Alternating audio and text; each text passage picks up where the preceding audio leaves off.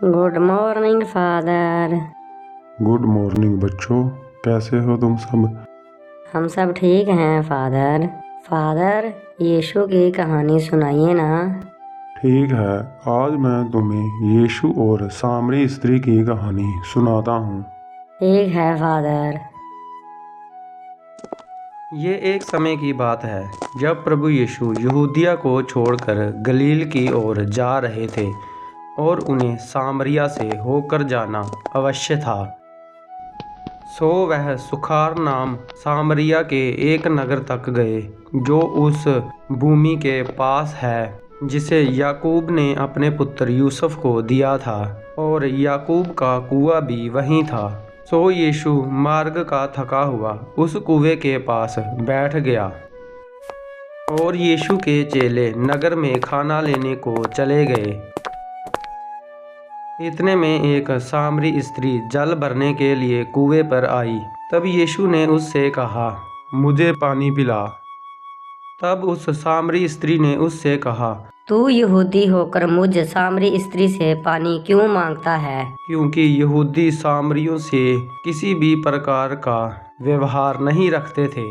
फिर यीशु ने उसे उत्तर में कहा, यदि तू परमेश्वर के वरदान को जानती और यह भी जानती कि वह कौन है जो तुझसे कहता है मुझे पानी पिला, तो तू उससे मांगती और वह तुझे जीवन का जल देता। हे प्रभु, तेरे पास जल भरने को तो कुछ है भी नहीं और कुआं गहरा है, तो फिर वह जीवन का जल तेरे पास कहाँ से आया?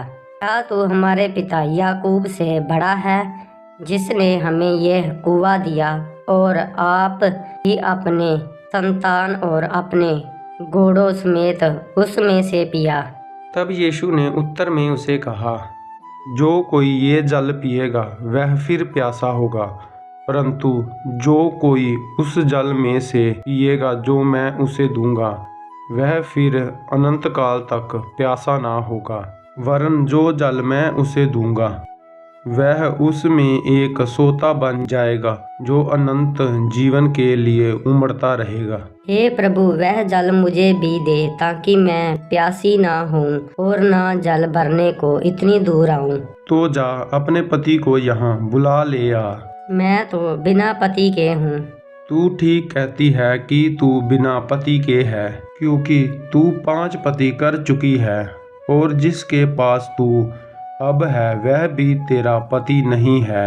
ये तूने सच कहा है। हे प्रभु, मुझे लगता है तू कोई भविष्यवक्ता है। हमारे बाप दादाओं ने इसी पहाड़ पर भजन किया और तुम कहते हो कि वह जगह जहाँ भजन करना चाहिए यरूशलेम में है। हे नारी, मेरी बात की प्रतीति कर कि वह समय आता है कि तुम ना तो इस पहाड़ पर पिता का भजन करोगे और ना यरूशलेम में। तुम जिसे नहीं जानते उसका भजन करते हो और हम जिसे जानते हैं उसका भजन करते हैं, क्योंकि उद्धार यहूदियों में से है। परंतु वह समय आता है, वरन अब भी है, जिसमें सच्चा भक्त पिता का भजन आत्मा और सच्चाई से करेगा, क्योंकि पिता अपने लिए ऐसे ही भजन करने वालों को ढूंढता है।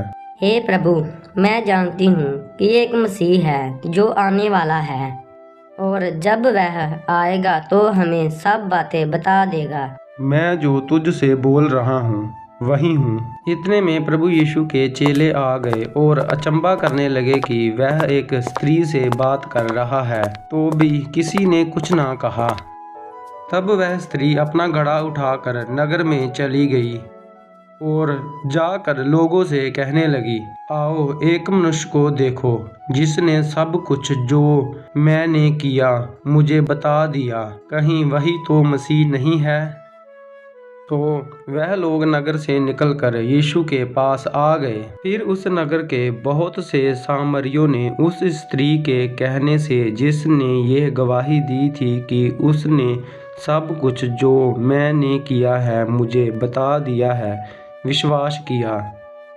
तब जब ये सामरी उनके पास आए तो उनसे विनती करने लगे कि हमारे यहाँ रहें। तो फिर वह वहाँ 2 दिन तक रहे। और उनके वचनों के कारण और भी बहुतों ने उन पर विश्वास किया। तो बताओ बच्चों, कैसी लगी आपको ये कहानी? बहुत ही अच्छी थी फादर। एक और कहानी सुनाइए ना। नहीं, बाकी की कहानियाँ कल सुनाऊंगा। ठीक है फादर।